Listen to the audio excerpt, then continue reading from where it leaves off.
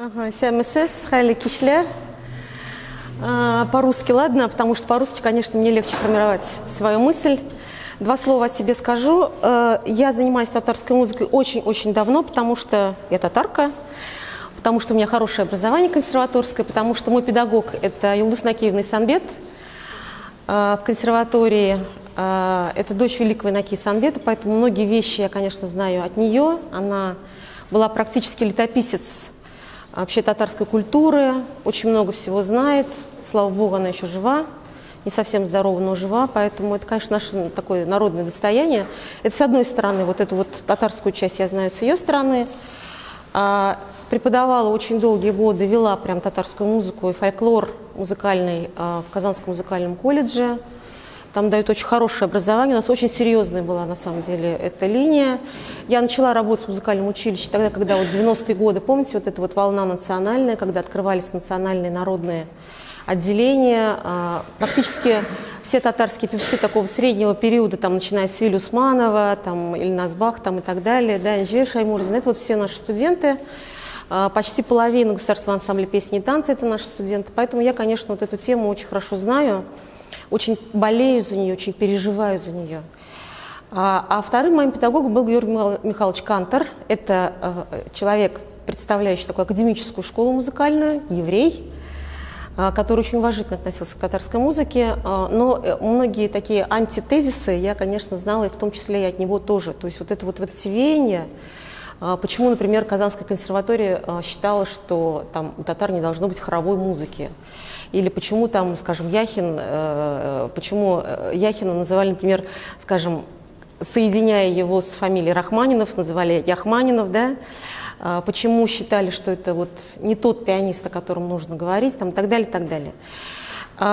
Конечно, вот строго говоря, я должна была сегодня говорить о современной татарской музыке, но я считаю, мое убеждение, и я на самом деле просто очень рада, да, и счастлива, что меня вот Радив сейчас вызвал. Я хочу свои вот наблюдения за почти 30-летнюю свою работу и погружение вот в материал сейчас через слайды, через музыку, через игру донести до вас, в общем, основную мысль. Основная мысль такая, что я даже хотела назвать свою лекцию, но посчитала, что это будет слишком, я бы назвала ее так. Почему татары должны гордиться своей музыкальной профессиональной культурой? Потому что те вещи, которые происходили, начиная только, друзья, с 1905 года фактически. Вот мы на сегодняшний день имеем 100 с небольшим лет развития профессиональной традиции, профессиональной академической музыки. Я не буду сегодня говорить про эстраду, там, про альтернативные какие-то течения. Это все будет в субботу. Я думаю, что это вот как раз будет очень хорошая такая завязка. То есть сегодня я буду говорить про академическую музыку, такую классическую музыку, да, и ребята вот дальше подхватят. И я думаю, что вот этот вот такая картина целостная, она, в общем, у вас создастся. Конечно, многие вещи с моей стороны субъективны, потому что я понимаю, что какие-то вещи там словами не скажешь, какие-то вещи только через ухо. Во мне говорит также еще и опыт моей работы в Министерстве культуры. Как вы знаете, да, я работала 3 года первым замминистра культуры и много очень делала мероприятий, где как раз вводила вот эту татарскую музыку. Скажем, вернули мы Моносыпова, мы вернули Ключерева, мы вернули Шамиля Шарифуллина. Когда эта музыка, ну, практически была уже такая забытая, хотя на самом деле лучше, чем они в своих жанрах, сейчас пока еще никто не работает. Я очень уважительно отношусь к современным композиторам, к молодым ребятам, есть очень талантливые ребята, вот, но сбрасывать со счетов те выдающиеся достижения, которые мы с вами наблюдаем вот последние 100 лет, собственно, они первые, они же и последние, мы, конечно, не можем. И когда собственные же и татары, не только живущие, там, Щит Тебяклерде, да, вот Милет Ташляр наши, да, а те татары, которые живут в Казани, которые живут в Татарстане, имея сейчас все возможности послушать, все выложено в сеть, везде в интернете все это гуляет, есть концерты, есть записи, когда просто сами же татары не знают и спрашивают, а это что, народная музыка? Я говорю, нет, это не народная музыка, это песня написал Сайдашев. Как? Мы же вот думали, что это народная песня. Нет, друзья, нет. Еще бы вы только знали, через какие вообще тернии, через какие преграды эти люди все проходили, сколько таланта, и сколько эмоций, сколько своей энергетики, вопреки иногда критике, смеху, какому-то ерничанию и глумлению, вот через все они это проходили. Вот когда у меня вот эта картина складывается целостная, мне, конечно, с одной стороны хочется смеяться и радоваться, что на самом деле это все есть. Многие вещи, повторяю, они были сделаны вопреки. Мне хочется смеяться и плакать от счастья, потому что я понимаю, что настолько такая была концентрация мощная вот этих талантливых людей, которые смогли примирить и поженить вот эту европейскую традицию музыкальную и татарский национальный музыкальный язык, очень специфический, очень, то мне, конечно, очень радостно, потому что татарская музыка, на мой взгляд, в тюркском мире вообще является одной из самых таких сильных вещей именно с точки зрения такой профессиональной выработки. Вот каким образом, знаете, как вот у классиков есть такое выражение, да, вот в одну упряжку запрячь там коня и трепетную лань. Вот здесь, в татарской музыке, это есть. И я совершенно абсолютно убеждена в том, что как раз-таки ребята молодые, вот вижу Аю сейчас, да, которая вот здесь вот сидит, тоже прекрасная девчонка, которая вообще замечательные вещи делает, да, Зарина вот сейчас могла бы здесь тоже сидеть и, наверное, тоже кивать бы головой. Ничего бы этого не было, если бы не было вот той подложки, вот той базы, вот такого базиса колоссального.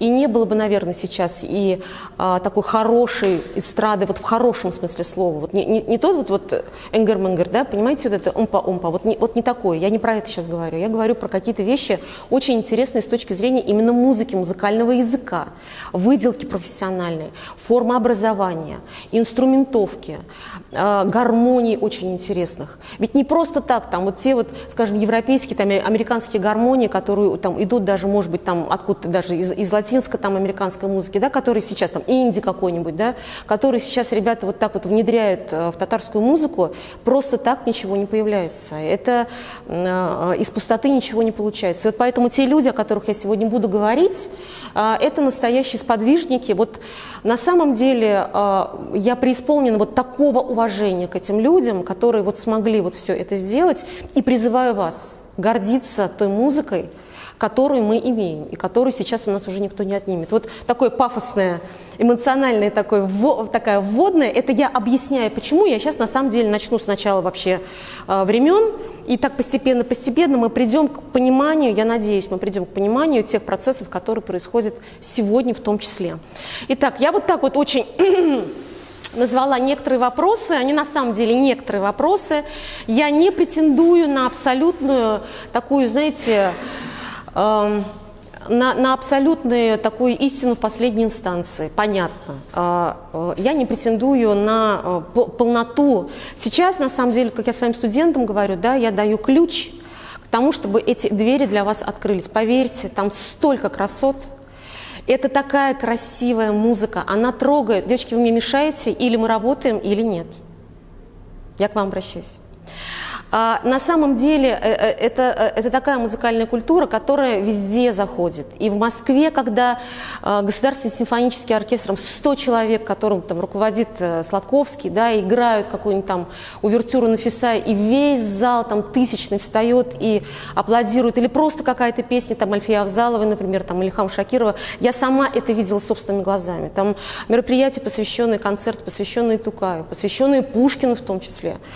Большие очень концерты, которые там даются на международную линейку, там FIFA, вот сейчас WorldSkills у нас будет, там и так далее, да. То есть вот все это работает, не имеет никакого значения. Я видела эти восторги американцев или итальянцев, людей с совершенно разными культурными кодами, совершенно с разными музыкальными пристрастиями и с музыкальным языком, с традициями. У итальянцев музыкальные традиции, на всякий случай, тысячелетние. Опера итальянская появилась, на минуточку, в 1510 году. Это почти 600 лет назад, друзья. И наша вся линейка музыкальная, которая появилась вот в первые и последние 100 лет. Поэтому, что называется, почувствуйте разницу. Итак, не могу здесь не сказать, сама через все прошла. Вот посмотрите, это все до сих пор работает.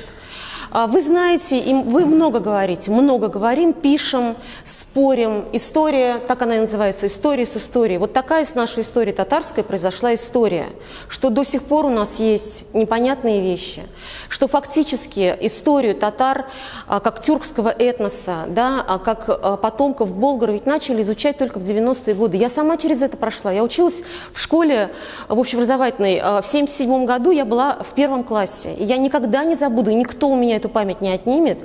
И здесь нет никакого политического момента. Здесь есть только момент боли, когда у нас, например, татарский язык в школе. Вот спрашивают, почему вы не знаете татарский язык? А откуда мне его знать? Если я училась в школе, где директором был народный учитель Советского Союза, и это хорошая была школа, такая центровая, но при этом в школе не было татарского языка, был 1 час татарского, это был факультатив, туда ходили только татары, и к нам забегали в класс, вот так открывали двери, говорили: «О, татаро-монголы, валите свою Монголию». Этот ведь лозунг придумал не Жириновский, которого мы по телевизору слышали, помните тогда, да, и были возмущены страшно. А я думаю, а что нового-то? Ничего нового, ведь это же все было. Я в 70-е годы это слышала в своей родной школе. И когда я пришла в музыкальное училище, вот здесь вот на Жуковского 4, это 85-й год уже на всякий случай, да, это год перестройки. И когда я 1 раз вот так вот поздоровалась, значит, с Риф Азизиновичем, уже ныне покойным там, да, значит, нашим балалайшем, там, Риф Азизинович, сяммисес, ко мне вот так поворачивается и говорит: это что такое? Вы на каком языке говорите? Вы не имеете права здесь на таком языке говорить. И меня так, бах так, на 1 курсе, и придавили к плинтусу. Что делать? Татарскую музыку мы не изучали, это чистый самраб. У нас не было предмета татарская музыка. Это сейчас все появилось. Было бы очень глупо и самонадеянно думать, что это было всегда. Нет, не было. Татарскую историю не изучали. Болгары мы это слово узнали в 90-е годы. В 91 году был первый конгресс татар. Я просто вот, знаете, как вам сказать, участник тех событий, потому что я училась в консерватории, у нас работала в консерватории Музгуда Ислама Шамсудинова, которая сейчас в Сиэтле в США живет, да, и она тогда написала прекрасное сочинение, значит, Магди, которое они с Альбертом Асадуллиным поставили вот в таком, знаете, open-air, мы даже не знали таких слов, это была вот такая вот, значит, история, там, Симбике Аманарас, значит, оркестр и так далее, и так далее. Вы не представляете, что творилось вообще в Кремле. Это был первый вообще такой заход, где говорилось об истории, где пелась на татарском языке какая-то совершенно невозможно интересная музыка. Это не только народные песни, и не столько народные песни были. Это была музыка, которая была основана на баитах, на манаджатах. Это было такое, знаете, такая вот... Для нас это казалось какая-то психоделика. Откуда это все взялось? Откуда?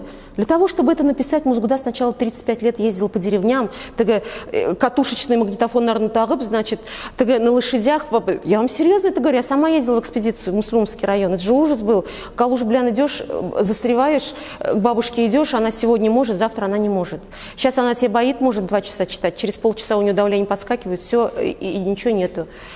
И так далее, и так далее. То есть вот все это, конечно, и сложная история татар, не буду даже здесь объяснять, вы это все знаете. Музыка, история татарской музыки, она вписывается вот в этот контент как ничто другое, учитывая, что мы народ исламский. В исламе не поют песни. В исламе речитация Корана – это не музыка, это речитатив. Это не музыка ради музыки. Мы заходим в католический костел, или мы там заходим, скажем, в православную церковь, анда рахат лянып жирлылар на многоголосие. Вот сейчас Пасха 28-го, мимо пройдите, как затянут сейчас Рахманиновскую всенощную, да, на 45 минут, с разветвленным многоголосием, там, 5, 6, 7 голосия. Потрясающая музыка, которая просто вот кровь в жилах стынет, насколько это красиво. Но ведь эта же музыка, она же не с пустоты взялась, она основывается на многоголосии русском народном. Протяжные песни там, и так далее, и так далее. То есть у них уже был этот материал. Это была традиция, у нас этой традиции не было. Тиляу, азан – это все, что мы на самом деле имели, вот, по крайней мере, там какой-то определенный период истории.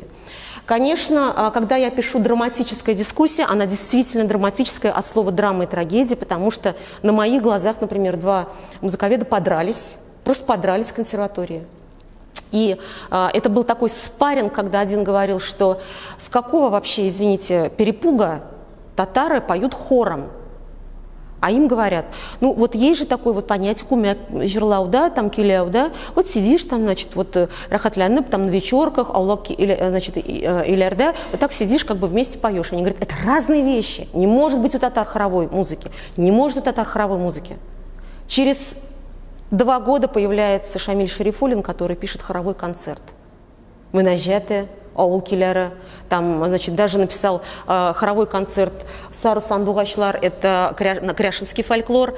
Когда вышел хор консерватории под управлением Казачкова, это легендарная личность, легендарная, и они спели, вы не представляете, что творилось в зале. То есть он фактически создал вот эту вот целую, огромную, сейчас уже большую такую историю с хоровой музыкой. А хор – это, прежде всего, многоголосие, еще раз повторяю, которого у нас не было. Я много раз сегодня буду к этому возвращаться. Ну и, конечно, до сих пор это все является открытой такой научной проблемой и такой дискуссией. По каким вопросам? Ну вот по тем самым, смотрите.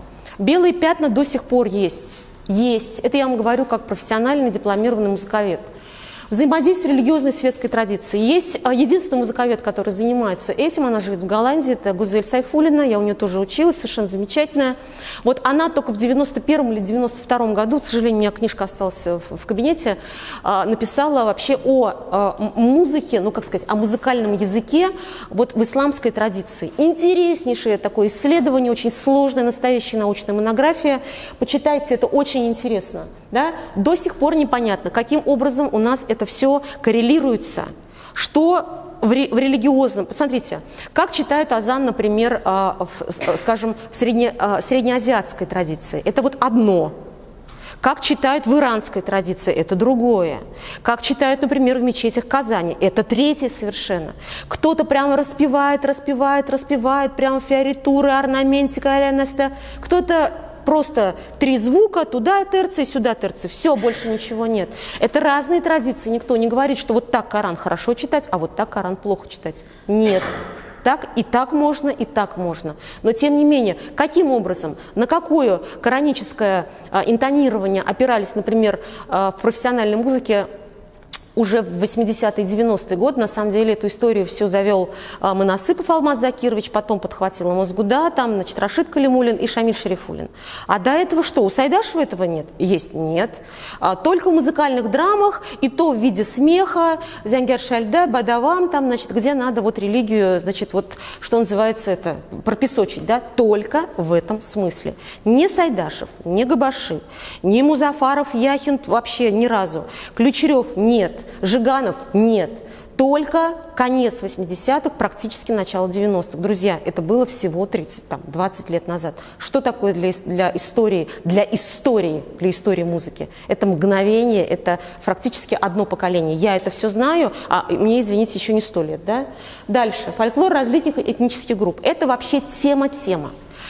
Значит, когда я ездила в экспедицию фольклорную в Муслюмовский район, значит, нас привезли в Кряшинскую деревню, Кряшэнергия. Удивительная, совершенно, конечно, совершенно не похожая ни на кого вообще деревня. Я так понимаю, что это такая классическая, каноническая так бы, кряшинская деревня. И вот заходим, вы же знаете, да, Аларбитинде, у них все русские там имена прям такие кондовые, там Прасковья, Лукерия, Варвара, Щиста татарща селяшалер и, конечно, образа. Иконы и так далее. И вот, значит, нам привели тетушку одну, да, она вот такого ростика, такая карлица.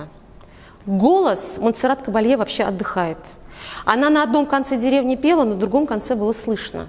И вот она и еще 8-9 тетушек как затянули многоголосие, я чуть не упала вообще. Я первый раз вообще услышала, что татары на татарском языке поют многоголосные песни. Это было настолько неожиданно и настолько прекрасно, это был такой пласт, понимаете, не то, что там все вот, есть, понимаете, есть 2 вещи, вот я вам как вот сейчас такую профессиональную вещь скажу, есть многоголосие, когда все поют разные голоса, вот как у русских, да, а есть такое понятие, как гетерофония, это когда никто не знает, что надо петь, и все поют одну мелодию, но по-разному. И один то в кривь, другой в кось, этот туда, и вот получается вот такая клякса. Здесь это было не так. 9 человек стояли, 9 человек пели свои 9 голосов. Это поразительно, что вот внутри татар есть вот такая группа, у которой есть многоголосие. Мишария – другое совсем. Поют одноголосие, но обрядовая культура совершенно другая. Казанские татары – третий слой, сибирские татары, нагайбаки и так далее, так далее, так далее. Даже какие-нибудь касимовские татары. Вот такая небольшая группка касимовских татар – это Рязань. Да? Или там Нижгар татарлары, например, да? Какое-то ответвление от мишарей. Это же тоже мишарлер. Но нижгарлар, они другие, совершенно другие. И они по-другому совершенно интонируют. Вот этот момент до сих пор как бы точек соприкосновения именно вот в теоретическом осмыслении вот этих вещей, конечно, нет. Поэтому мы все равно опираемся на музыку казанских татар. Консерватория занимается фольклором в основном вот этих этнических групп, занимается довольно успешно. Там есть очень хорошая девочка, ну как доцент, Алла-Берса профессор будет, тоже моя студентка Лилия Ильдусовна Сарварова, это музыколог и завкафедры татарской музыки. Вот они чем больше копают, тем больше они понимают, что там просто вот бездна. Но копают, копают, копают и до сих пор еще не закопали. Утерянный инструментарий. Боль наша вообще тысячелетняя. 1552 год. Сожгли Казань, сожгли Кул-Шариф, вы помните, что там было, говорить не буду, и заодно сожгли и весь инструментарий. Ведь на сегодняшний день никто, уважающий себя музыковед, историк, этнограф не может сказать, что сохранился хотя бы один аутентичный инструмент. Их нет. Мы имеем на руках флейты бамбуковые, да, или какие-нибудь флейты пано-многоствольные, какой-нибудь Индонезии, которые там по 2-3 тысячи лет, и они очень гордятся этим, и мы гордимся этим, достояние мира. Или, например, там какие-нибудь древнейшие варганы, древнейшие кубызы, древнейшие смычковые инструменты. А мы что имеем? Мы имеем только в описании какого-нибудь там итальянского путешественника, который там в 16 веке там в какую-то деревню заехал, увидел, как играют на скрипке, вот так вот, положа на ногу. Я это видела. Это единственный был раз, когда я видела, как играли вот так на скрипке, как на виолончели. Да? Гжак, гжак, туда-сюда. Да? Он даже не знал, что это скрипка называется, он ее так по-своему называл. Вот, это было в Мамадышском районе. Инструментария нет. Есть совершенно замечательный один дядька, его зовут Михалыч-то, как у него, его зовут-то как, Михалыч-то, господи, Геннадий Михайлович Макаров. Геннадий Михайлович Макаров, вот, который в 90-е годы вместе со своей супругой, да, начал как раз вот это все изучать. И, ой, секунду, извините, пожалуйста, Гафу. Не могу прям глаз что-то. И он как раз вот по чертежам, очень здесь помогал Махмуд Нигмедзянов, который, значит, вот эти вот чертежи откуда-то там, значит, Гмелин приезжал, там, значит, Мюллер приезжал, у Фукса есть, вот у того самого Карла Фукса есть такие короткие такие описания. Вот по этим описаниям, по этим книжкам, по каким-то там архивным материалам, в Москве очень много он сидел, в Питере очень много сидел, там, в библиотеках. Вот он какой-то там, но это все новодело. Да, мы сегодня говорим, что у татар есть САС, там есть Сырнай, там ТГСМНС. Я знаю времена, например, когда вообще этого не было в обиходе, никто не знал даже этих слов. И когда матуры трэп красиво читали, там, значит, САС мой нежный и печальный, слишком мало ты звучал, да, как Ахматова, там, и Махадда с Малосазом. Мы так, а что за САС, это что это такое за инструмент? И до сих пор ведь путают. Смычковый это инструмент, духовой это инструмент, щипковый это инструмент. Очень мало народу, кто это знает. В обиходе инструментария татарского нет. Это все привет из XVI века. Ну и, конечно, теоретическое осмысление музыкального языка. Думается, что теоретическое осмысление музыкального языка – это еще, знаете, вот Бах умер в 1600. Так, сейчас, 1600 там, в каком-то году, забыла, неважно, в 1751. Первая книга, такая фундаментальная, вот, где прям вот расписано все, да, это Швейцер, это 19 век. Прошло 2 века, чтобы осмыслили музыку Баха. Нот все есть, все исполняют, все хоры мира, все играют на органе. Это в обиходе католической, это протестантской церкви. Это не закрытая информация, это информация, которая была у всех.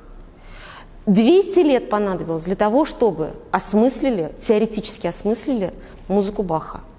То же самое Моцарт, самые классные, хорошие, очень фундаментальные исследования появились только в начале 20 века. И до сих пор появляются книги, где пишут, что вот там все неправда, а вот здесь вот все правда. Вот последняя книга в 91 году, вот она даже у меня здесь есть, да, я ее читаю и глазам своим не верю, понимаю, что все постулаты, которые были даже у того же Швейцера или у Дэвида Вейса, они все слетают, потому что 21 век, он диктует какие-то совершенно новые подходы и совершенно новое какое-то видение. Поэтому я думаю, что мы же понимаем, что практика всегда вперед идет. Теория всегда провисает. Нужно вслушаться, нужно сделать анализ, нужно сопоставить, нужно скоррелировать, нужно фольклор подтянуть. Татарская профессиональная культура без фольклора – ничего. Только фольклор – это как полноводная река, которая питает вот эту вот прекрасную традицию. Дальше. Вот, не могла этот слайд, очень долго думала, дать или не дать. Даю. Очень просто, на пальцах еще раз. То есть то, что я уже на самом деле чуть-чуть вбросила сейчас, да. Значит, вы смотрите, мы приходим там, или приходят, да, прихожане в церковь, они слышат многоголосие. Все расписано.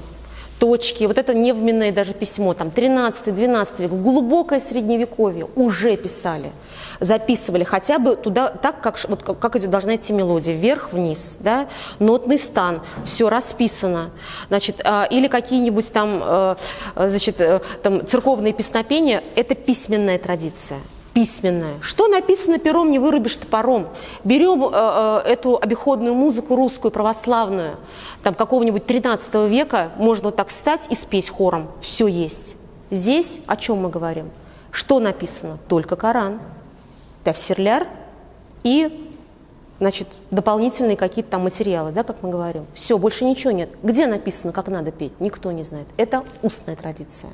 Устная, я вот плохо интонирую, да, вот может вот фольклор, вот как вообще все, вот как до нас доходит? Вот вы задумывались, да, кто-то в поле, значит, себе там мырлау под нос, там какой-нибудь там аулки там спел, и вот у него так, раз так, и вот сюда повернулся, а жена у него голоса, слуха нету, она вот соседке говорит, вот мином там этот, бабай, значит, песню сочинил, карали вот кина, да, и жерлап жибяря, но у нее она вот не получается сюда вверх, она вниз. И пошла гулять губерния. Понимаете? И вот сколько веков. Сколько ходит, какое количество человеческой любви к песне народной туда вошло. Это как шлифовка алмаза, это как грани, которые постоянно... Авторских прав нет. Я вот так хочу Тавтиляу спеть, а он вот так Тавтиляу поет. А он вот сузып жирлы, а мен мына былай жирлым. Кара урманнарны смотрите, сколько вариантов кара урман. 500 миллиардов. Потому что яңа караурман, иска караурман, такой караурман, тыгыляй караурман. Понимаете, это все на самом деле не от того, что это несовершенная музыка, а потому что очень много людей к созданию фольклорных произведений имеет отношение. Я сейчас говорю, конечно, про музыку, хотя и тексты то же самое. Дальше.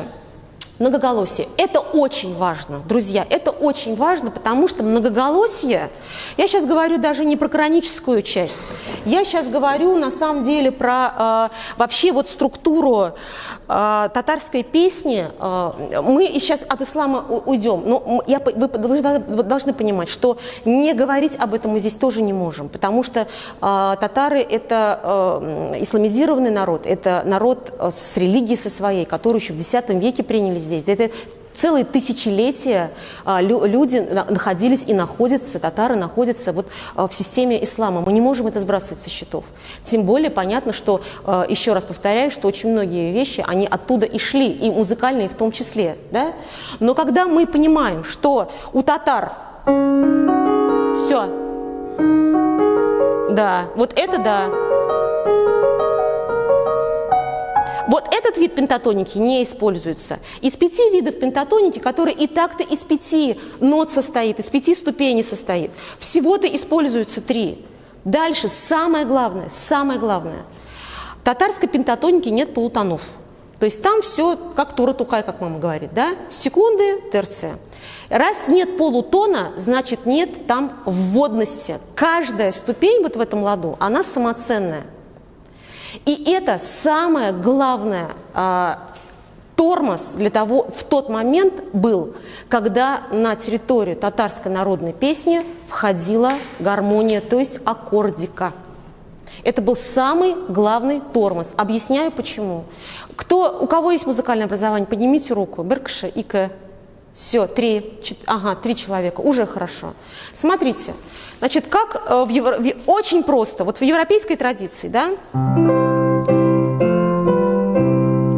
вот это может быть субдоминанта, а вот этого не может быть, потому что здесь есть вот эта вот воднотоновость. Например, да, тоже через полутон. Вот этого сегмента, вот этого элемента, который дает возможности конструировать гармоническую всю сетку, вот в европейском стиле, то есть брать тоники, субдоминанты, доминанты, делать отклонения, делать модуляции, сложные гармонии, вот этого всего в базе в татарской пентатонике просто нет. Не потому, что она плохая, а потому, что это такой лад, это такая музыкальная система. Удивительные совершенно вещи происходят, потому что как сделать, если вот здесь вот все, больше нет ничего. Как ты возьмешь вот это, если вот этого звука здесь нет? Мы не можем вот так сыграть. Мы вот так можем сыграть, потому что я играю сейчас, это называется модальная гармония, модальная модус. То есть это такая система, когда все гармонии, то есть аккорды, они строятся из тех звуков, которые входят вот в эту пентатонику. Вот если в пентатонике до, ре, ми, соль, ля, то значит здесь все гармонии должны быть построены только с помощью этих звуков. А как их построишь? В Европе такого нет. В Европе есть доминанта. Доминанта – это, как, знаете, как магнитный полюс для Земли. Вот он держит все, он к себе все тянет. Только через доминанту происходит формообразование, потому что доминанта должна перейти в тонику, и только таким образом туда-сюда уже уходит там форма и так далее, вообще приобретает это какой-то вид. Нет такого у татар. Вот, отягчающие условия, смотрите, одноголосие или монодия, моно – это одноголосная мелодия, которая не предполагает абсолютно никакой гармонизации или аккордики. Например, все знаем песню «Тефтилео».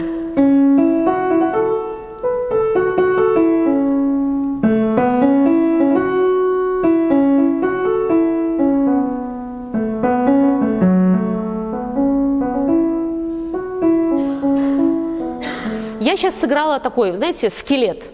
Ильхам Абык меня убил, наверное, сейчас за это, да, вот, потому что он вот так мелизматика вся, орнаментика, он вот так это пел. Это нормально. Я сейчас вам сыграла такой каркас, скелет. Чего здесь нет? Здесь нет ничего. Здесь не предполагается аккорды в принципе. Здесь совершенно другая ритмическая система. Вот сейчас мы до этого дойдем, я, конечно, чуть-чуть забегаю, давайте вот я сейчас вот это вот пробегу и как бы вернусь к этому, да. По поводу формы я уже сказала.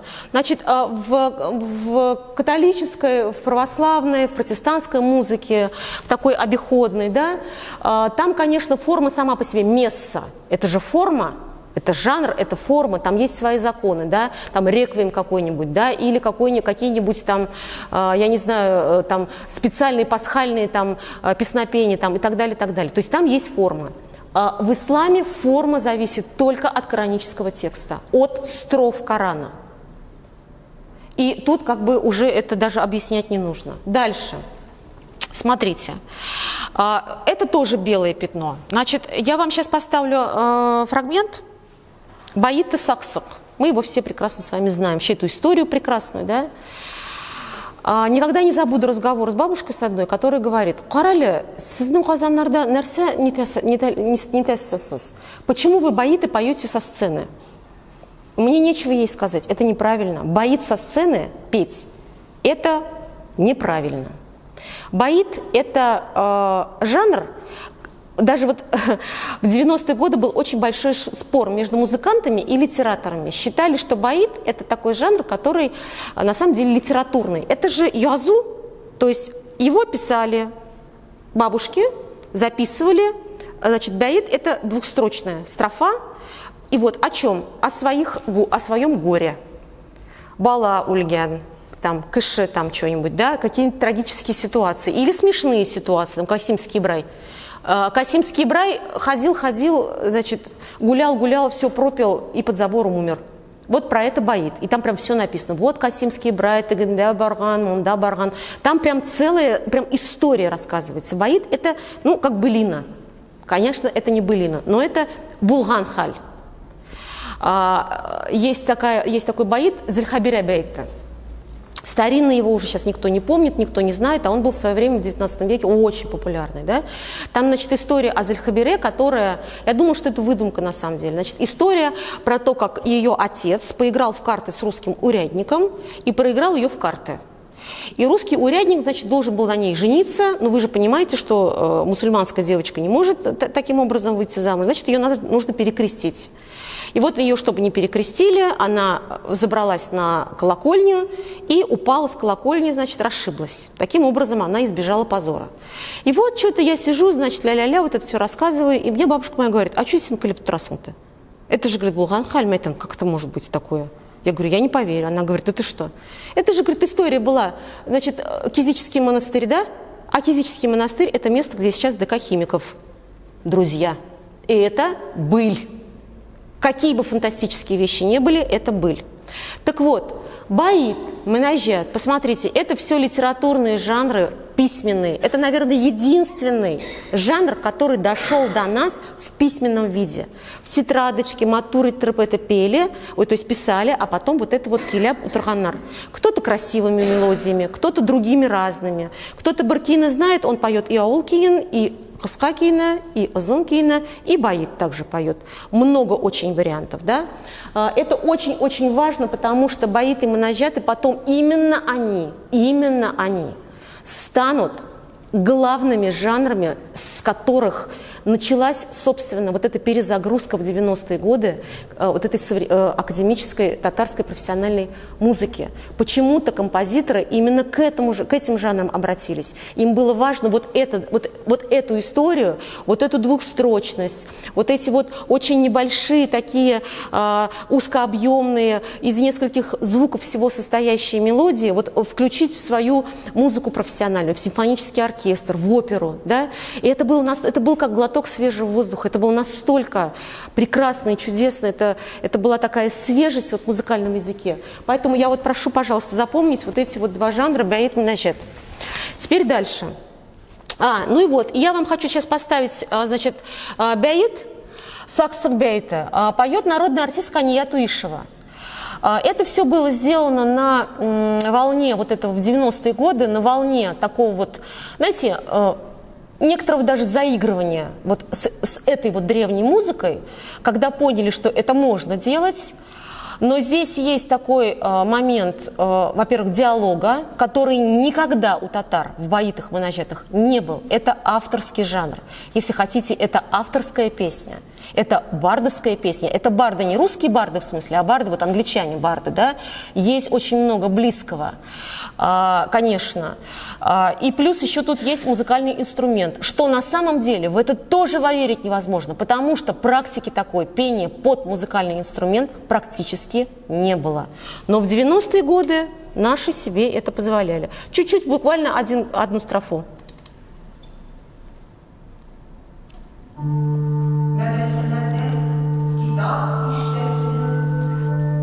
Еще и синтезатор.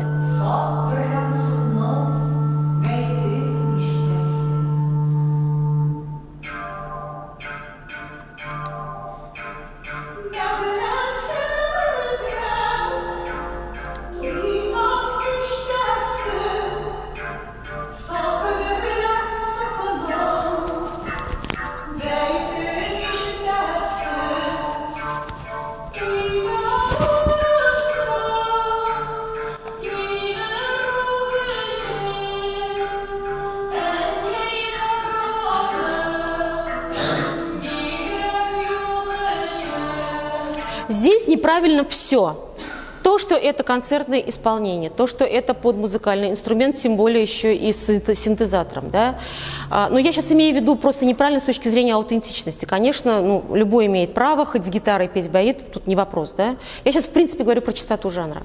Дальше, диалог, не было такого. Дальше, смотрите, даже Тукай писал, как нужно петь народную песню. У меня вот Халак Адабиата, да, есть прекрасная эта статья Тукая, там очень многие вещи правильно написаны. Он говорил, значит, татары должны петь так, чтобы вот звук проходил, вот прям между губами, вот как листик. Прям тоненько-тоненько. То есть «Аузумна меня была, вообще татары не пели никогда. Здесь идет вокализация вот такая. Так, аиты, даже вообще, даже народные песни так никто не поет. Поэтому, вот знаете, вот эти перекосы, я очень люблю, они хлю, но тут вопрос не в них. Я вам, в принципе, говорю сейчас просто о том, как вот очень тяжело эта музыка, на самом деле, в современную, в татарскую музыку, профессиональную, такую вот традицию входила. И это просто вот как пример баита такого переосмысленного. Теперь дальше. Ой... Хазер. Так, Ишлибес. Вот. Очень важная вещь. Для любого общества достаточно срыва трансляции в одном поколении, чтобы оно погибло. Это прекрасная фраза исследователя Петрова. В свое время он учился в Московской консерватории, у него была очень интересная такая работа по этому поводу. Важно, смотрите, городская традиция, вот мы почему-то ведем... начало городской традиции, не крестьянской традиции, мы ведем, начиная там, с начала 20 века. Но это неправильно, потому что города, по крайней мере, Казань, да, Булгар шагары, они же ведь существовали и в Средневековье тоже. При этом, понимаете, есть там маршевость четкая, как жанровые границы здесь есть. Да? Дальше разложительный симфонический оркестр, ну или национальный оркестр.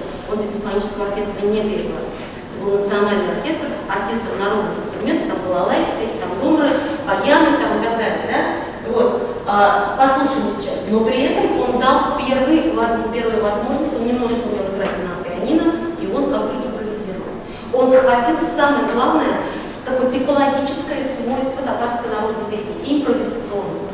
Вот сейчас каждый споет из нас татарскую народную песню одну и ту же, и все будут петь по-разному. Будет 50 своих исполнений, и это правильно. В фольклоре можно, в профессиональной музыке нельзя. И в этом, наверное, смысл фольклора. Гали Запина, Гали Апана, Мухаммед Яушев – это были скрипачи. Прям скрипка – это очень сложный инструмент, профессиональный инструмент. Нужно учиться на нем играть, они учились. Файзулату Ишухази Бекинин все знают, да? Это замечательные гармонисты, виртуозы своего дела, прекрасные концертные гармоники, то есть они фактически ввели вот этот инструмент гармоника, не просто эндер-эндер, понимаете, где вот урам кейна, мунчадан барам, да, вот сейчас черла барамс. Вот это не такая гармоника, это гармоника, где вот понимаете, вот они там поливали кожу здоровья. Это была очень импровизационная и очень виртуозная игра, это настоящий виртуоз своего дела.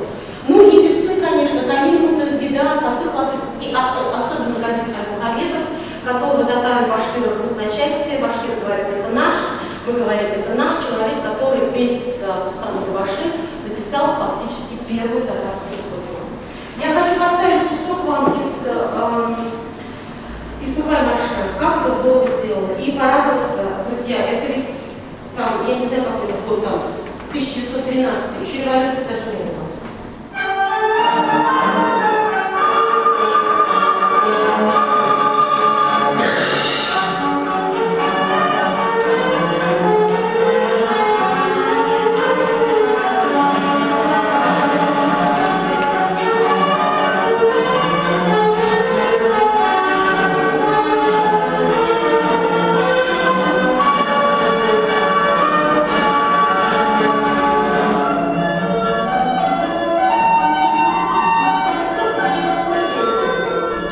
Дальше уже делали.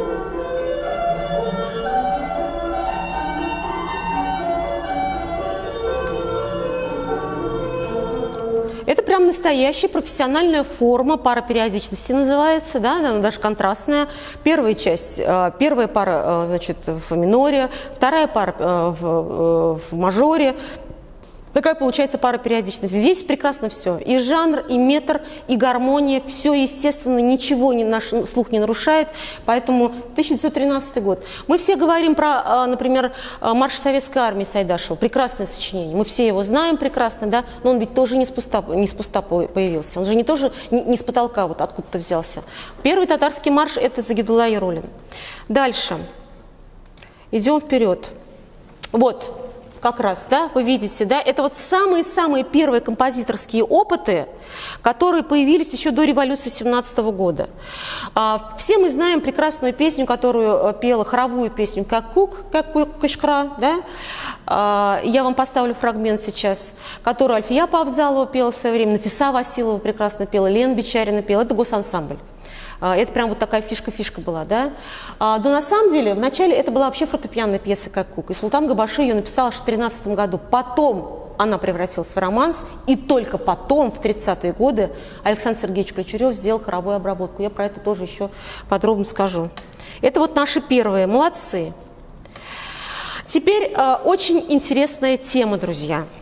Тоже думала, говорить, не говорить. Вот эту идею я вынашивала, ну, я не знаю, лет 15, наверное. У меня все время это в голове было, да. Вот посмотрите, пожалуйста, друзья.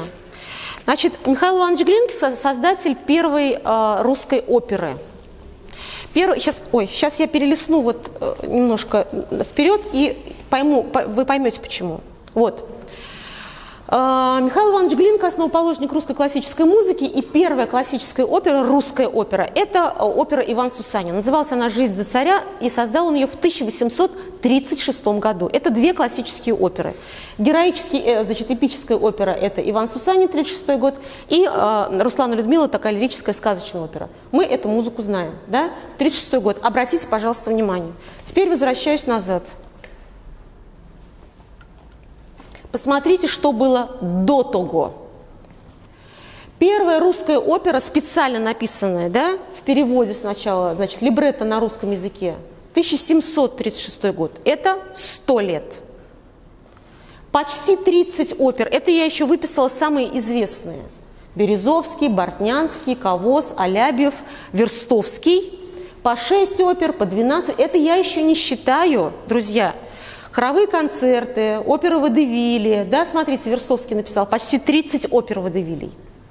Опера – сложнейший жанр. Профессиональная традиция, профессиональная музыкальная культура на самом деле опирается на оперу. Если у народа, если у нации музыкальной есть опера, значит музыкальная культура состоялась. Опера – это очень сложный жанр. Это очень сложный жанр по драматургии, либретто. Это музыка, там все должно… Вы знаете, там 3 часа музыки. Потому что человек сидел, понимал, что происходит, там еще поют вместо того, чтобы говорить, да, то есть это очень сложно, там оперные формы, сложнейший просто жанр прям со своей, это как завод, понимаете, как фабрика, где вот все должно вот так крутиться. 100 лет прошло до первого появления первой классической русской оперы, друзья. Запомните, пожалуйста, этот факт. Это не эмоции, это не пафос, это факты. Сидела, щуп-щуп-ляп, как говорится, сидела, писала, думаю, специально вот вам расскажу, вот чтобы вы прям посмотрели, что было до того. Теперь смотрим наши оперы, татарские. Это Султан Габаши, прекрасный наш композитор первый. Очень много спорили по поводу него. Вернули это имя только в 90-е годы, чтобы вы знали. В 70-е, 80-е, 60-е, 50-е годы Габашиным Г. Харифеда был мадам. Никто об этом даже не знал, что вообще был такой композитор. Посмотрите, пожалуйста. Наряду с Газизом Аль-Мухамедовым является автором 2 первых татарских опер. «Сания», 25-й год. Это татары, у которых еще в 1905 году ничего нет. Когда первые композиторские опыты приходятся на 1913 год, в 1925 году Габаши и Аль-Мухамедов, не боясь критики, не боясь, что их закидают тухлыми помидорами, они пишут оперу. Пусть она пока такая немножко как РБКР, там где-то, значит, есть хорошие моменты, красивые арии, но как бы мы не говорим, что это классическая. Первая классическая татарская опера, друзья, это «Алтын Чәч», которая сделана по всем канонам оперного жанра. А это 1941 год. Сколько лет прошло? 25 минус 41, наоборот, 41 минус 25? 16. 16. 100 лет русской опере и 16. При том, что после «Синья» и «Эсче» следующая опера была в 1937 году написана Пащиком, когда открывали оперный театр. Все. Нет предтечи. Нет никакой традиции. Сами эту традицию и создавали. Вот вы знаете, меня переполняют просто вот такие глубокие вообще эмоции, когда я об этом думаю. Это ведь люди не боялись, они же ведь изучали это, они хотели, чтобы у татар была опера. Это же какая романтическая вообще идея, какая мысль романтическая. И они этого добились. Я вам сейчас поставлю, значит, номер из оперы «Эсче». Это вторая опера, которая была написана в 30-е годы. Да? Там, значит, на революционную тему все понятно. Но как здорово сделано, с пониманием вообще всех законов. Там нигмат, это как раз вот тот самый «Эсче», да, рабочий, преисполненный достоинства, благородства. Это такой, знаете, архетип татарского мужчины, который, вот, на котором вообще как атлант он держит вообще всю жизнь свою. Да? Как это в музыке замечательно совершенно сделано. Буквально какой-нибудь...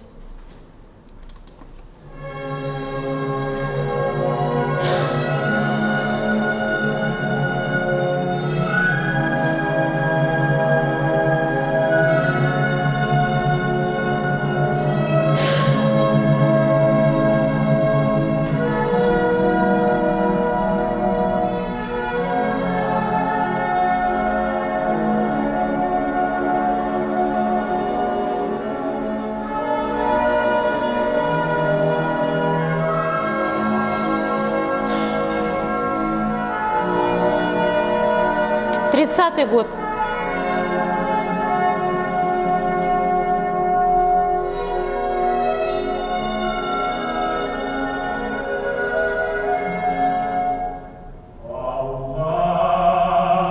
Хайдар Абыбекичев.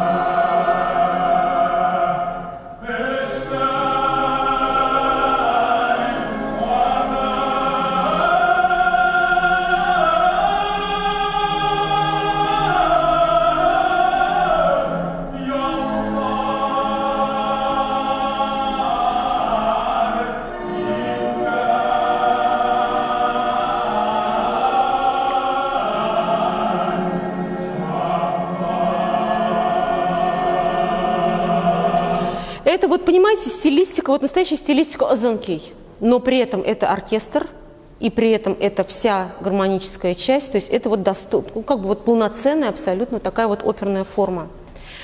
И, конечно, очень хочется поставить буквально, вы знаете, прям одну минутку, я просто очень горжусь этим произведением. Вот популярная хоровая обработка песни «Как Кук». Лучше, друзья, вот ничего не создано, я вот вам серьезно говорю. То есть очень много ведь хоровых обработок, но вот визитной карточкой государственного ансамбля песни и танцы является как раз вот этот «Как Кук» самый.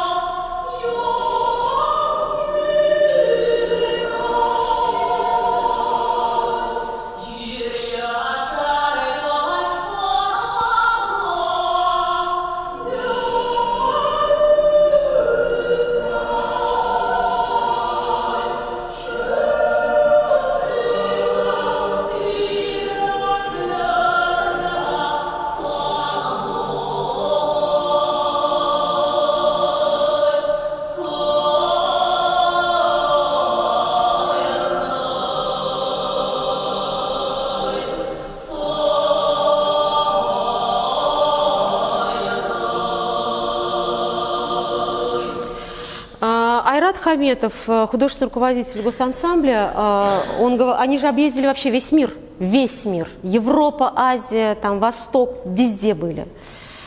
Он говорит, что вот когда эту песню начинает петь госансамбль, это акапельная, знаете, хор и солист, он говорит, ты знаешь, все время вот ощущение такое, что какой-то момент истины. То есть вот как долго, недолго, но с какими усилиями вот татары шли к тому, чтобы вот у них и такой жанр тоже был. И когда мы говорим вот этим европейским языком, но при этом мелос народный и опирается на язык, на свойства, музыкальные свойства еще языка татарского, он говорит, вот слезы на глазах, вот насколько люди слушают, практически, говорит, всегда после этой песни все встают в зале. То есть где бы мы ни были, Индонезия, Ямайка, Япония, там, Франция, Италия, в Каннах мы были. Вот в прошлом году мы ездили в Канны, я тоже там была. Французы, это Каннский конгресс, этот холл, где проходит Каннский кинофестиваль. Уж публика, друзья, это вы не представляете вообще какая. Это все потомки вот этих белогвардейских, значит, мигрантов там и так далее. Да? То есть, ну прям вот футынуты. Трабаслар жаным. Госансамбль дал целый концерт, ну то есть вот полуторачасовой концерт только из татарской музыки. Стояли на ушах французы. Вы не представляете, что творилось. Я даже не думала, что вот так.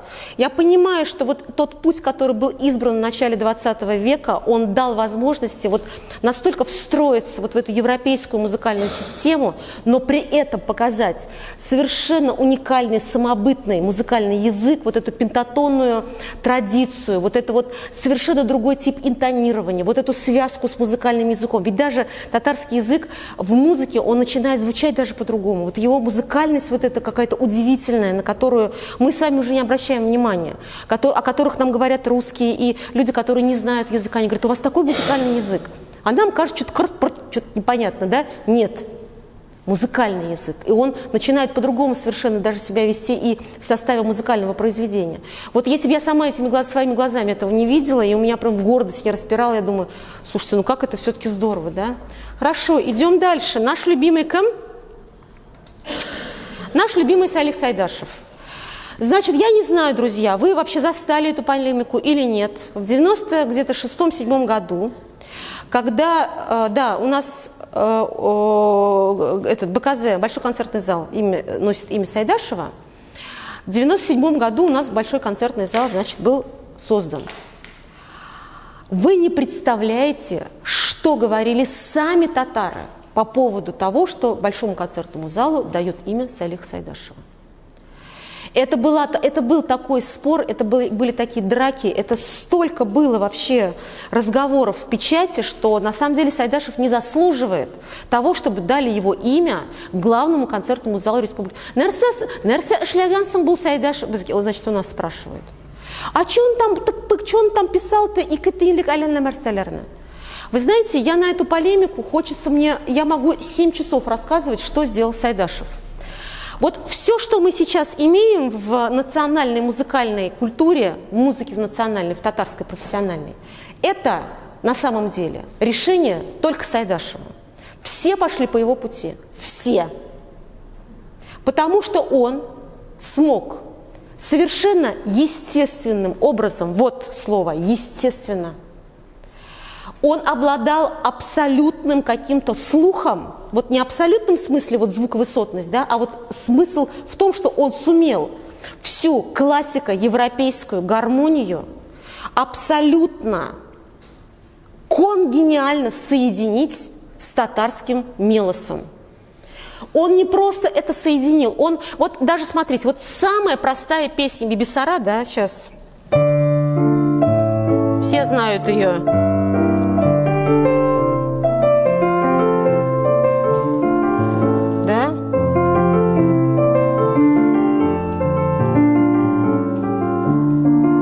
Вот здесь есть все. Вот мы сейчас слушаем, нам даже кажется, ну как так, как будто так должно быть, да, прям вот халық жира. Какой мында халық жира, друзья? Здесь, понимаете, он все вел. Он, во-первых, ввел силлабический метр, я уже об этом говорила. Он присоединил все классические гармонии. Он встроил это в классико-романтическую, типическую гармоническую систему. Дальше я вам больше скажу. Даже вот в этих самых простых песнях есть вещи, которые называются отклонение в другую тональность, модуляция в другую тональность или хроматизмы. Какие вообще хроматизмы могут быть в пентатонной музыкальной системе, если там нет даже полутонов? Это ангеметонная система, там нет полутонов. Он вводит не просто полутона, он еще их так делает, что эти полутона, другие, не входящие в пентатонику, в принципе не входящие как бы в эту вот систему, они приводят даже еще и к другим тональностям. А уход в другую тональность – это другая форма. И он это каким удивительным образом, понимаете, мы ищем вот этому ответ, все музыковеды, все музыканты ищут ответ. В чем секрет?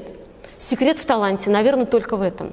Настолько хорошо слышать, чувствовать вот этот да, татарскую, вот эту вот, понимаете, вот этот татарский мелос, вот это татарское интонирование, знать это все хорошо. И при этом прекрасно обойтись тем, что есть. Вот здесь, например, идет прям чистое отклонение.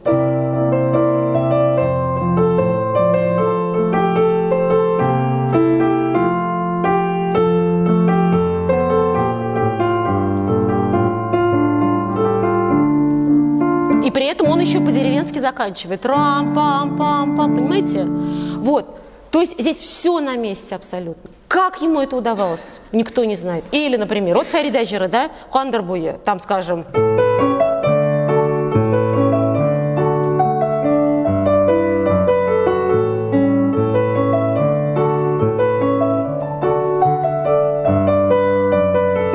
Дальше, смотрите, что он делает. Уходит в другую тональность.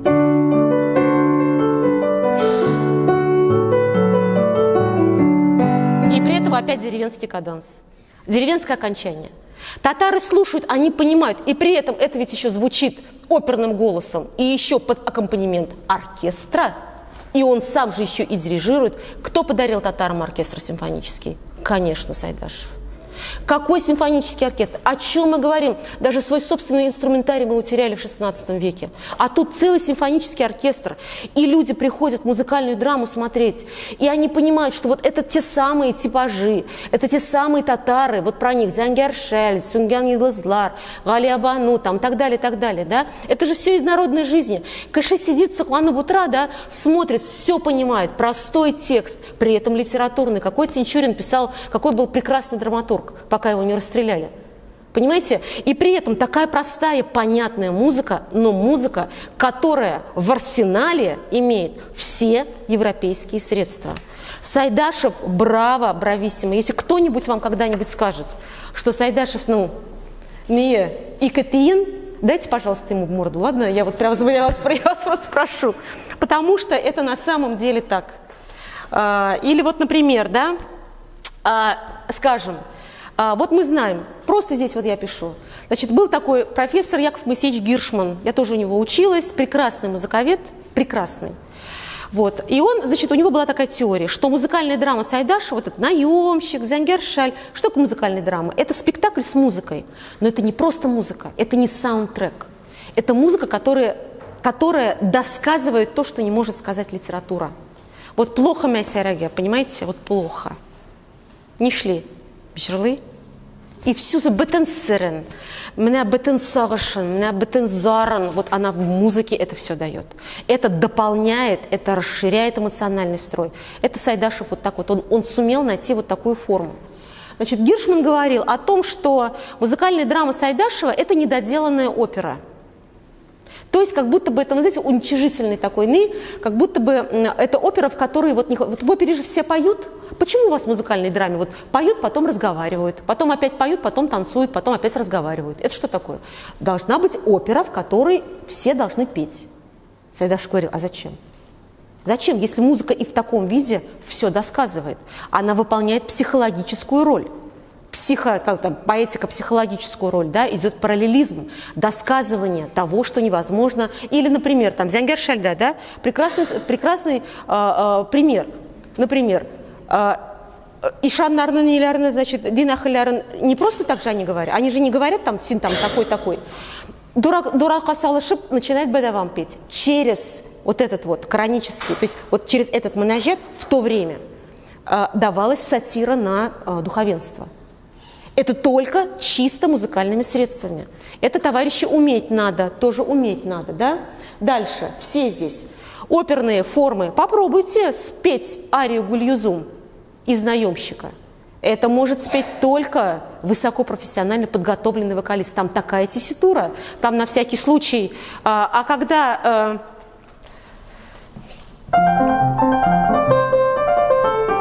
Вот это вот попробуйте спеть. Это же вы представляете, какой оснащенностью нужно иметь вокал? То есть это профессиональные вокалисты, да? Балет то же самое. Или, например, я сейчас вам поставлю кусок Адриана Дингас, все мы его прекрасно знаем. Но я предлагаю на эту музыку взглянуть совершенно с другой стороны. Дело в том, что там, это же албанская песня. Сайдашеву было мало только татарская Европа Лаштарара. Он же еще включал в татарскую музыку, которая и так, в общем, в шоке от того, что на самом деле происходит, и сколько всего нового она в себя вбирает. Так он еще туда добавляет такой лад, так называется, дважды гармонический, то есть вот это вот восточное. Понимаете? И получается, фактически Сайдашев вводит в обиход, как бы вводит в татарскую музыку интонации, которые вообще присниться даже в страшном сне не могли. Там не просто вот эти секунды малые, да, вот эти полутона. Там даже есть такие интервалы, которые даже, мне кажется, горло у нас так не устроено, чтобы мы так интонировали. А он это делает в целой песне, которую, кстати говоря, некоторые за рубежом считают, что это вообще народная песня.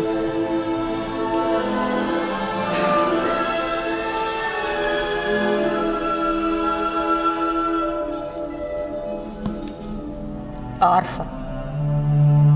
Оркестровка Фуат Шакировича Мансурова. Прям красота.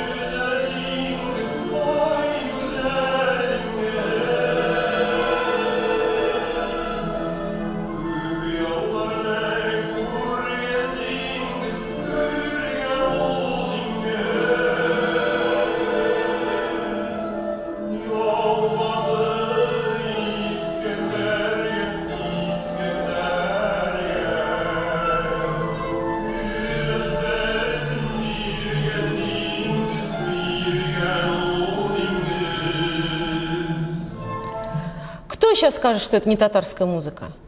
Татарская музыка, она настолько естественно звучит, хотя по всем законам это не татарская музыка. Это прям восточная, албанская такая тема. Дальше идем. На Сайдашеве долго могу сидеть, не буду. Наш любимый Фарид Ярулин. Если бы он не погиб на фронте, вы знаете, что он погиб в Беларуси. В Беларуси очень чтят его память. Есть памятник, значит, и школа, названа его именем, Фарида Ярулина, да? Это был бы, наверное, конечно, один, наверное, из самых выдающихся людей. Он успел за свои 29 лет фактически написать балет «Шурале», песни, романсы там у него есть, значит, какие-то камерные произведения. Но мы, конечно, говорим про балет «Шурале», и это первый балет, который, собственно, и является самым лучшим. Он же первый, и он же самый лучший, классический. Да? Вот это момент, я не просто для красного словца пишу такую фразу: обогатил татарскую музыку невиданными образами и музыкальными элементами. Во-первых, фактически Ярулин был один из первых, Фарид Ярулин был одним из первых композиторов, который сумел вообще народную песню, вот прям подлинную народную песню, объединить с классическим танцевальным жанром.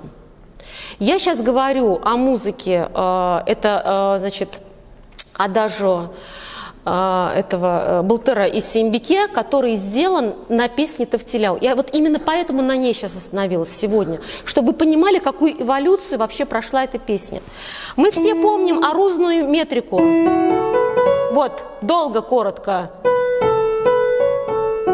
Могу так сыграть, могу по-другому сыграть. Импровизация. Вот так.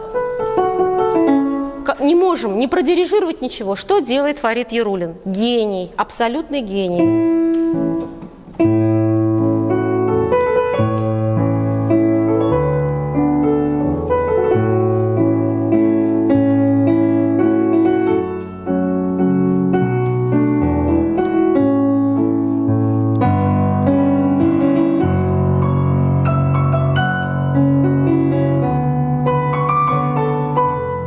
Видите, гармонии какие.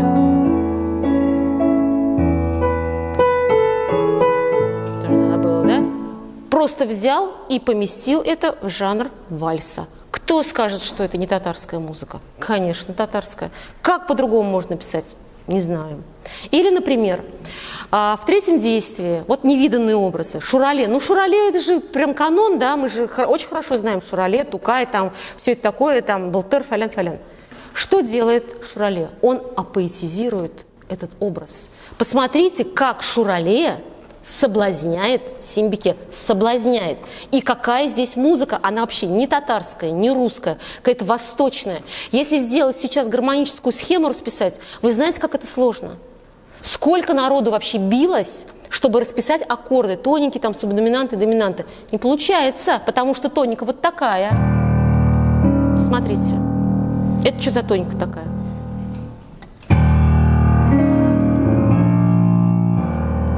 Соблазняет.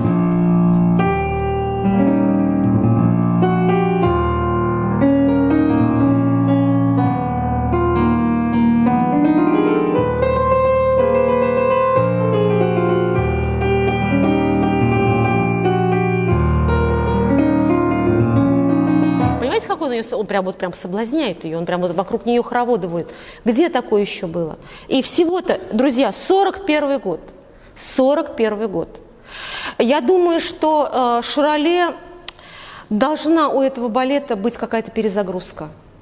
Потому что это абсолютно, конечно, гениальное сочинение. В этом не только виноват Ярулин, потому что к этому сочинению вообще приложили руки очень многие. Там была оркестровка, он же ведь только в клавере это написал, ушел на фронт.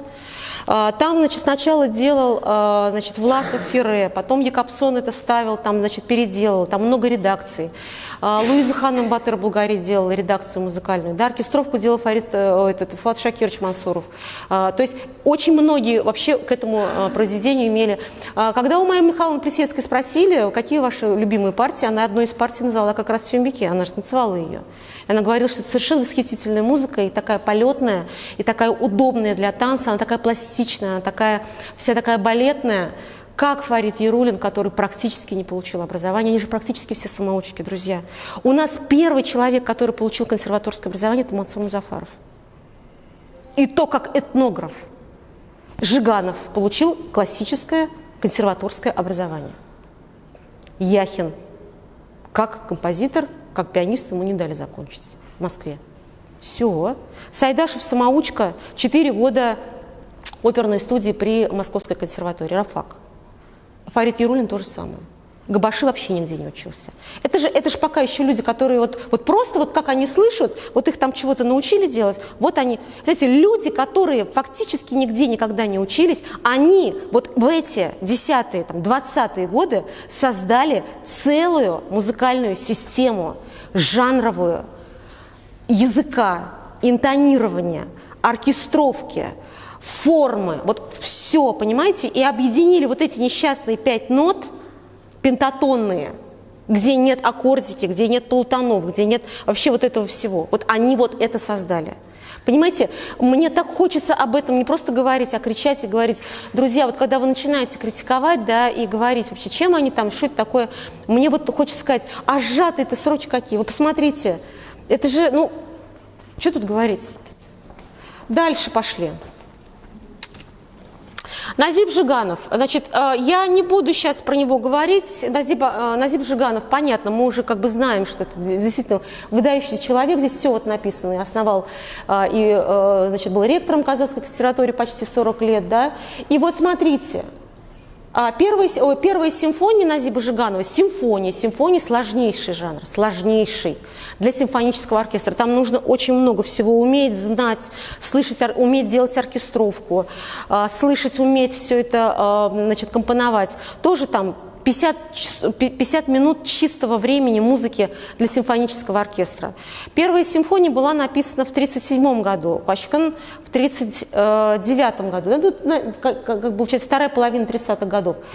Где предтечи? Нет ничего. Какие готовились? Ничего не готовилось. Просто сел и написал симфонию.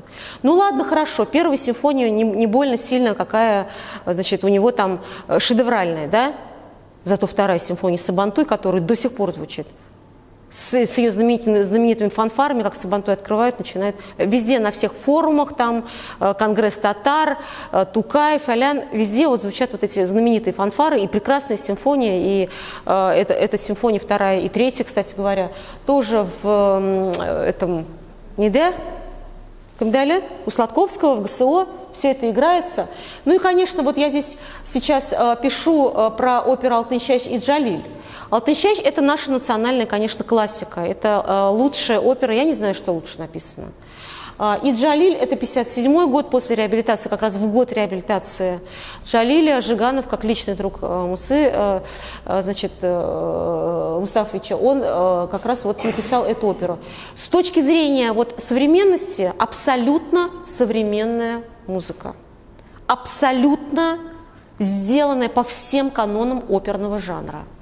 Со всеми выдержанными музыкальными формами, с прекрасным симфоническим оркестром, с антрактами симфоническими, с ариями. Ну, то есть тут, что называется, да. Так, я, видимо, по-моему, ничего не взяла, да? А вот дальше я хотела вам показать, конечно, вот наш знаменитый Рустем Мухаммед Хаджиевич Яхин. Тоже, на мой взгляд, не до конца оцененный. Почему-то все говорят про его только песни, там, романсы и так далее. Хотя это, конечно, само по себе тоже прекрасно. Что сделал Яхин? Кроме того, что он написал там музыку, которую потом уже после его смерти стала, значит, нет, не после смерти, в 91 году ее сделали гимном, а он умер в 93-м. Да. Самое главное, что Яхин, первое, создал жанр романса, вот как такового.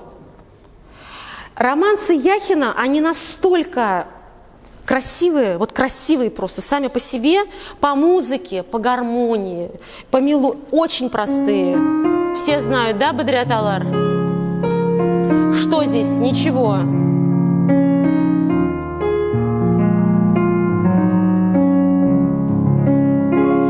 Вот и то, что это поется, это все в репертуаре. Киек Казлар, там какие-нибудь там, значит, Бедрят Аллар, там, Икикай, ну, разные.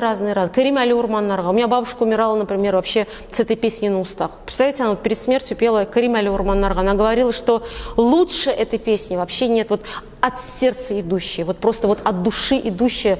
Шулманла меня инмала. Если вот можно какие-то сделать самые вот такие вот вещи, спеть, проинтонировать по-татарски, это вот, конечно, Яхин. Но самое главное, что Яхин ведь получил прекрасное образование пианистическое, и это фактически первый такой был концертирующий пианист, у которого не было проблем вообще с техникой, вообще с владением инструментом. Более того, в его фортепианном концерте, за что его били, сами же татары и били. Сколько на него вообще просто валили и катили бочку за то, что он написал концерт в таком, знаете, рахманиновском стиле. Вот, честно говоря, да, вот положа руку на сердце, да, молодец, что он вообще взял за основу, конечно, рахманиновский стиль, вот этот вот разлив чувств, да, вот это прекрасный большой инструмент, как он звучит, потрясающий рояль, да, как звучит симфонический оркестр. Рахманинов – это главный ориентир для пианистов. И то, что он сумел, опираясь вот на эти традиции, создать национальный фортепианный концерт, который звучит и по-татарски, и со всеми законами мелоса национального, с пентатонным мышлением, но при этом такой охват рояля, такой охват оркестра, такая прекрасная, красивая гармония и, конечно, абсолютно совершенный по форме. Сейчас буквально вот я вам просто напомню, ладно, кусочек, и я уже буду торопиться.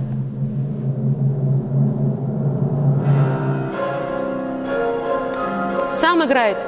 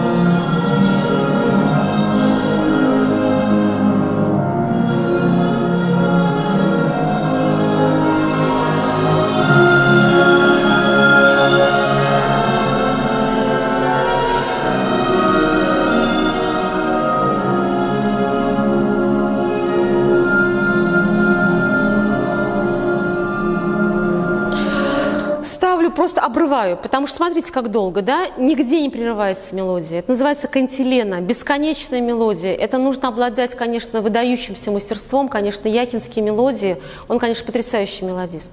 Даже оборвать негде, потому что там идет вот прям мысль, она вот просто долго длится. Это большое мастерство. Но и самое главное, смотрите, если Сайдашев писал еще очень довольно, ну, простые, да, я вам играла, да, смотрите, аккорды какие простые, да, то здесь, смотрите, какой аккорд, там дальше такое, уже эволюция гармонического языка, вот этой аккордовой всей подложки, она, конечно, развивается просто стремительно. То есть встали вот на этот путь, на эту стезю, и дальше идет такой интенсив, привлекается все больше и больше средства гармонические, мелодические там и так далее. Вот таким человеком, который фактически сделал такой, знаете, переворот в музыкальном мышлении, это был Алмаз Закирович Монасыпов. Алмаз Закирович Монасыпов, конечно, человек выдающийся совершенно, его семья до сих пор живет в Казани. У него очень большая семья, внуки, правнуки, все занимаются музыкой. Его внук является концертмейстером Государственного симфонического оркестра. Его сын Джаник, да, Алмазович, он тоже работает в ГСО. То есть это вот прям музыкальная династия, которой мы гордимся. Вот, посмотрите, за каждым словом, вот, которые здесь стоят просто вот прорывы.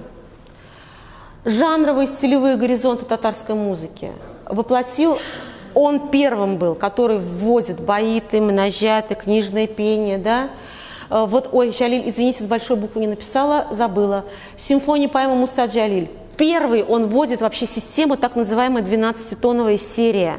Это новейший к тому времени такой был элемент, который в советской школе немногие вводили, а он ввел вот для характеристики фашистов, там вот такая вся изломанная тема, это прям современно было, да.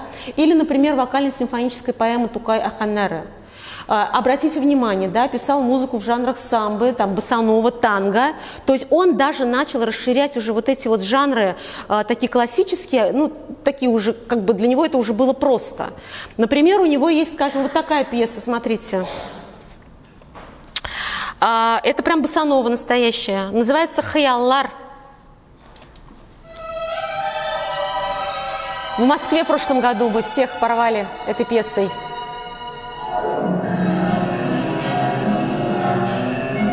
Такая красота.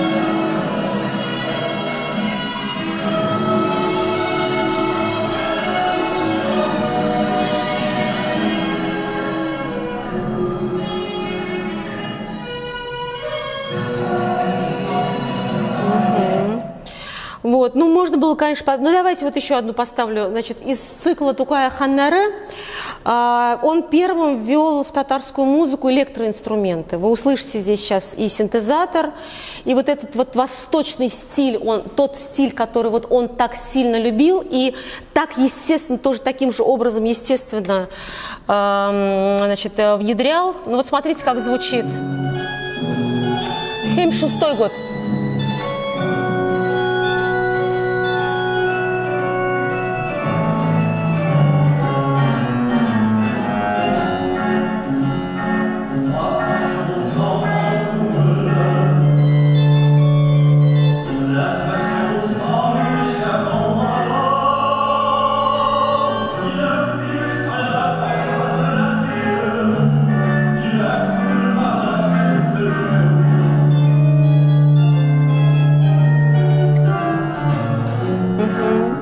Поверьте, друзья, это очень сложно по музыке сделано, и все, что касается вот музыкального языка, это тоже очень оснащенно, и, ну, просто я очень много могла бы на самом деле о нем говорить, но вот идем дальше.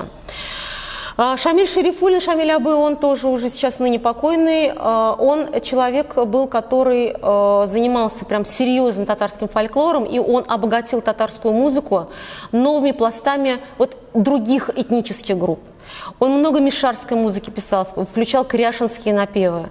И самое главное, что он вернул, то есть не вернул, а создал целую традицию, целый пласт вот так называемого вот этого жанра хорового концерта. То есть вот кумяк бию, да, кумяк жерлау. Это не просто так, это вот должно было пройти там 70 лет, чтобы он вот это вот хоровое пение все-таки оснастил и сделал очень такие серьезные произведения, которые вообще почтут за честь петь очень многие хоры. Они сложные с точки зрения фактуры, с точки зрения гармонии, аккордики.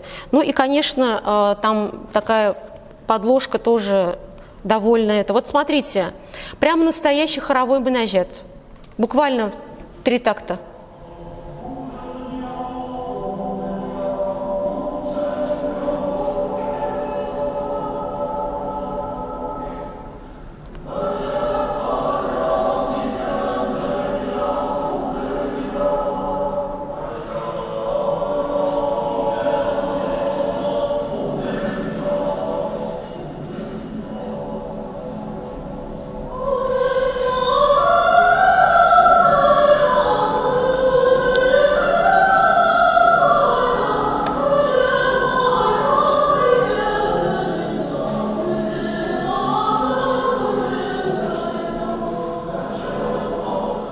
Прям не могу, вот прям так хочется послушать, но вахтабызьёк. Все, я уже вот подхожу сейчас к концу.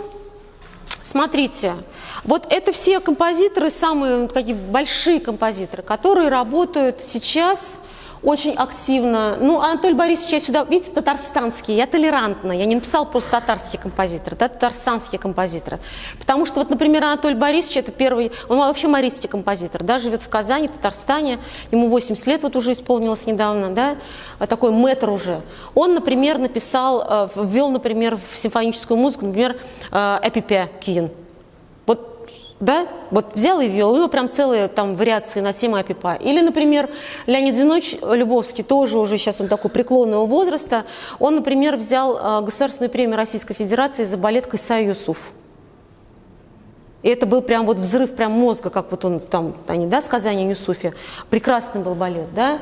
Значит, Рашид Калимуллин, его вообще в позапрошлом году сделали председателем Союза композиторов Российской Федерации. Он в Татарстане у нас после Мирсаида Загидуловича Яруллина вот был как раз председателем. Он и сейчас является председателем, тоже прекрасный композитор. Ну, Резиду Ахиярова вообще представлять не надо. Резида Ахиярова, конечно, продолжатель тех традиций, которые заложил Яхин в свое время, и Моносыпов, потому что у нее вообще все объединяется. Она прекрасная мелодистка, какую она прекрасную, ведь еще эстрадную музыку пишет. Смотрите, песня, которая вообще положила начало в 90-е, даже в конце 80-х годов, положила начало вот той самой попсе, той самой поп-музыки, которую наши современные татарские эстрадные исполнители сейчас довели до уровня плинтуса. А вот оказывается, еще и вот так можно было, смотрите. Все знают. Смотрите, какая аранжировка классная. Это эстрада. Как финны потом перепели эту песню. Башкарма. Минер Ганеева.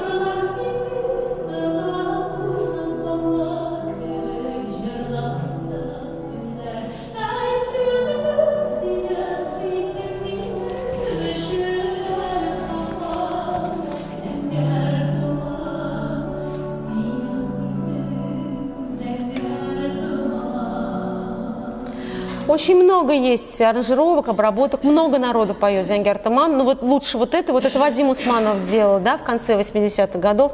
Настолько интеллигентно, настолько вкусно сделанная аранжировка, просто замечательно.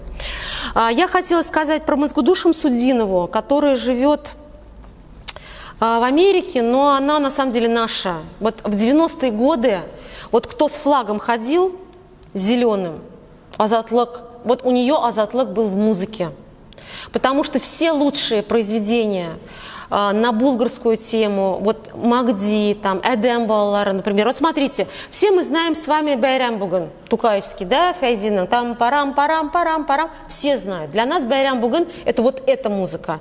А для Музгуды Шамсудиновой Байрам Буган вот такой. А что, мы не тюркский народ?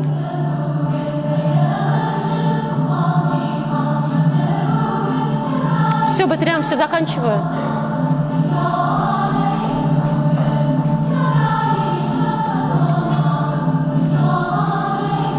Обратите внимание, в кварты пошли.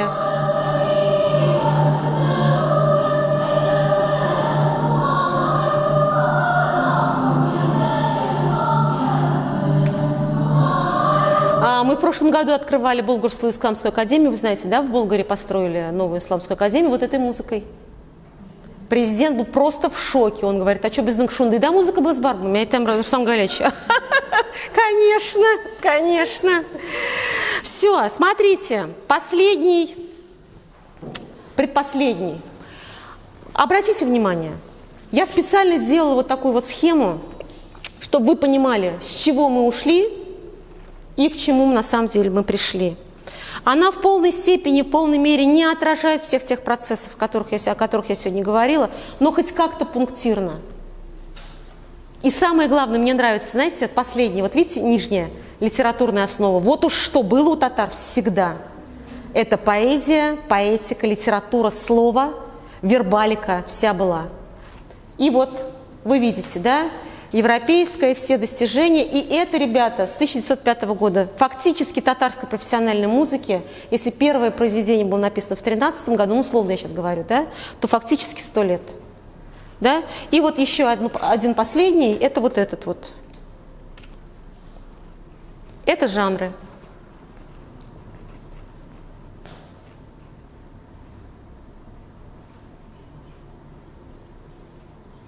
Сфотографируйте, потом осмыслите. Да, и закончу я свое выступление огненное. Извините меня за излишнюю такую эмоциональность. Да? Я хочу закончить вот такой песней, которую поют башкиры. Это песня, которую написал Ильхам Шакиров, и которая стала народной, и которая сделана так здорово, что просто невозможно пройти мимо. Стихи Наки Санбет.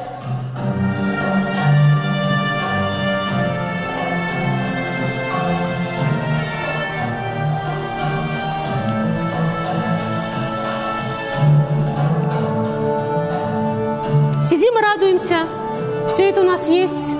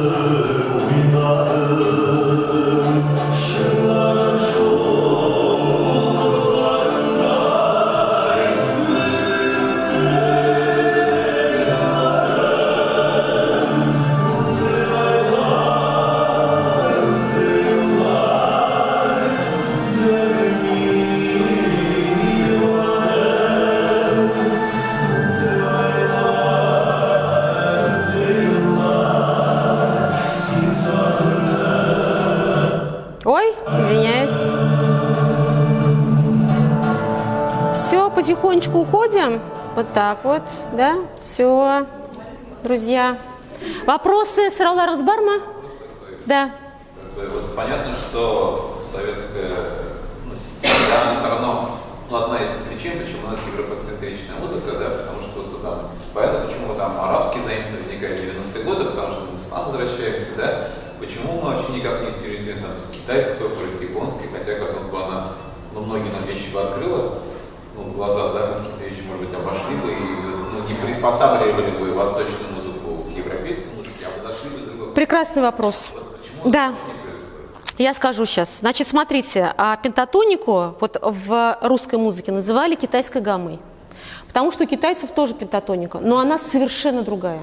Совершенно. Когда сюда приезжали китайцы со своим симфоническим, то есть со своим национальным оркестром, я просто, знаете, вот, извините за выражение, да, просто вот обалдевала от того, что как будто бы вот что-то как будто бы наше, но в то же время категорически не наше. Категорически. Понимаешь, мне кажется, что это настолько самоценные вещи, что вот их связывать, вот никаким образом нельзя. Ведь что получилось в татарской музыке? Взяли только арсенал, а традицию создали свою. Это ведь не сращивание с русской музыкой или сращивание с европейской музыкой. Это создание совершенно новой традиции, вот с нулевой базой, имея только фольклор пентатонный и только взяв элементы музыкальной выразительности из европоцентристской, как ты говоришь, да, вот этой вот системы. Но ведь фактически сращивание культурного не произошло, поэтому и нет Китая, поэтому нет Японии. Это на мой взгляд. Друзья, какие вопросы еще есть? Сарвал Рахсбарма? Все?